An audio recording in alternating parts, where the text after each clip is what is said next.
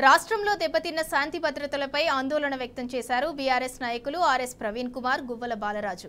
తెలంగాణ భవన్లో ప్రత్యేకంగా మీడియా సమావేశం నిర్వహించిన వారు రేవంత్ రెడ్డి పాలనపై భగ్గుమన్నారు. ప్రజాపాలన అంటూ ఉదరగొడుతున్న రేవంత్ పాలనలో పరిస్థితులు రోజురోజుకు దిగజారుతున్నాయన్నారు. నిజానికి దేశంలో హోంమంత్రి లేని రాష్ట్రం ఏదైనా ఉందంటే, విద్యాశాఖ మంత్రి లేని రాష్ట్రం ఏదైనా ఉందంటే అది తెలంగాణనే అని ఇలా క్లియర్గా అర్థమవుతున్నది. ముఖ్యమంత్రి చేతిలోనే హోంశాఖ, ముఖ్యమంత్రి చేతుల్లోనే విద్యాశాఖ, ముఖ్యమంత్రి చేతుల్లోనే ఎస్సీ సంక్షేమ శాఖ, రకరకాల శాఖలు ముఖ్యమంత్రి తన గుప్పిట్లో పెట్టుకొని రాష్ట్రం పూర్తిగా అభద్రతాభావంతో బతికే విధంగా ఈరోజు తయారు చేయడం చూస్తున్నాం, మన కళ్ళతోనే చూస్తున్నాం. ఇవాళ తెలంగాణ రాష్ట్రం వల్లకాడుగా మారే ప్రమాదం ఇవాళ మన కళ్ళ ముందర స్పష్టంగా కనిపిస్తున్నది. చీమ చిట్టుక్కుమంటనే వచ్చే మరి పోలీసులు మరి ఇవాళ ఎందుకు వారం రోజులుగా కొల్లాపూర్ ప్రాంతంలో ఒక గ్రామంలో, మూల్చింతలపల్లి అంటే ఏదో మారుమూల అటవీ ప్రాంతంలో ఉన్న ప్రాంతం కాదు, అది కొల్లాపూర్ మండలంలో ఉన్న ఒక గ్రామము. ఆ గ్రామంలో ఇవాళ ఒక గిరిజన మహిళ ఎంతో ఘోరంగా, పాశవికంగా, ఆటవికంగా ఆమెను వారం రోజులుగా అత్యాచారం చేస్తుంటే పోలీసు వ్యవస్థ కనీసం కనుక్కోలేకపోయింది.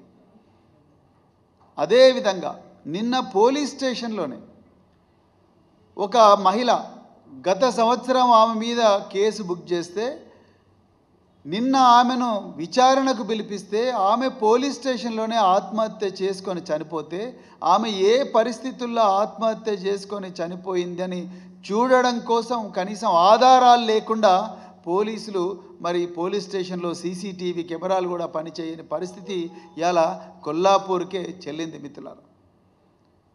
ఇది ఇంత ఘోరంగా మరి శాంతి భద్రతలు దిగజారిపోతాయని కూడా తెలంగాణ ప్రజలు ఎప్పుడు కూడా ఊహించి ఉండరు.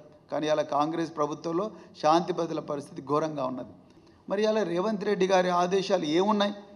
ప్రశ్నించే వాళ్ళందరూ, వాళ్ళు జర్నలిస్టులైనా సరే, గృహిణులైనా సరే, పేదవాళ్ళైనా సరే, విద్యార్థులైనా సరే, వాళ్ళను పోలీసులు కేసులు పెట్టి అరెస్ట్ చేయండి అనేది రేవంత్ రెడ్డి గారు ఆదేశాలు ఇస్తున్నారు. ఇలా రాష్ట్రంలో శాంతి భద్రతలు ఎక్కడున్నాయి? ఆదివాసీలు గతంలో ఒక సీతక్క గారిని చూపించి ఆదివాసీలంతా నాయంబడే ఉన్నారు, ఆదివాసీలకు నేను రక్షణగా ఉంటా, ఇంకో పక్క వచ్చి దళితులను నేను కాపాడుకుంటా, ఇంకో పక్క వచ్చి రైతులకు నేను అండగా ఉంటా అని హామీలు ఇచ్చి ఇప్పటి వరకు హామీలు నెరవేర్చుకున్నటువంటి దాఖలాలు లేవు. కానీ అఘాయిత్యాలు మాత్రం కొనసాగుతూనే ఉన్నాయి. దీన్ని అడగదాము అంటే కూడా నిజంగా మేము మాట్లాడే మాటలో ఆందోళనలో లేదంటే ఇబ్బందుల్లో ఉండి ఒక మాట దొర్లినా వీళ్ళపైన ఎట్లా కేసులు పెట్టాలి, ఎట్లా నియంత్రించాలి, ఎట్లా అణిచివేయాలనే దానిపైనే దృష్టి కేంద్రీకరిస్తూ ఉన్నారు తప్ప నిజంగా జరుగుతున్నటువంటి సంఘటనలపైన ప్రత్యేకమైనటువంటి రివ్యూ, సమీక్ష నిర్వహించకపోవడం అనేది బాధాకరమైనటువంటి విషయం. రాష్ట్రంలో ఒకవేళ ముఖ్యమంత్రి గారిపైన యువత ఎక్కడైనా పోస్టులు పెడితే నెగటివ్గా వాళ్ళపైన కేసులు బనాయిస్తూ ఉన్నారు.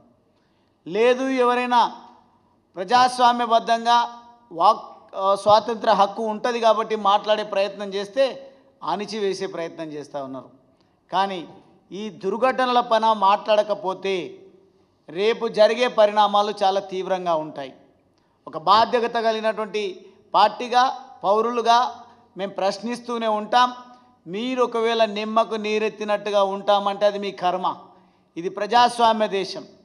మీరు ఒకవేళ దాటవేసే ధోరణిలో ఏం జరుగుతుందిలే అని నిర్లక్ష్యంగా ఉంటే మాత్రం ఖచ్చితంగా మీరు మూల్యం చెల్లించుకోక తప్పదు.